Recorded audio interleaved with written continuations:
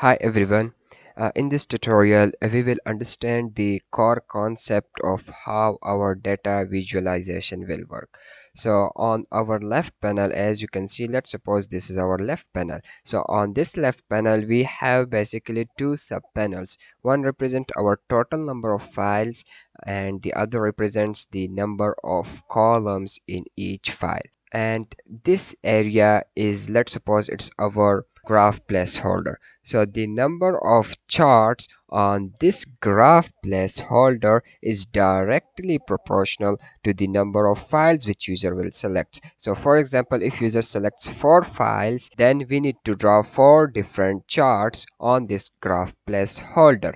But the number of active charts is directly proportional to the number of checked files. So if user select 4 files, then okay, we need to draw 4 different charts.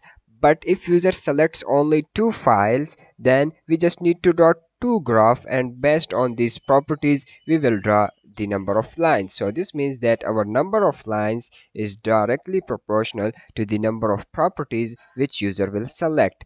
But here let me mention you one extra thing, that we will always take the dead column along x-axis. So we will draw all other properties with respect to dead. So this is how our core concept will work, and I hope that now when we will code, you will not face any kind of difficulty. So I will see you in the next tutorial.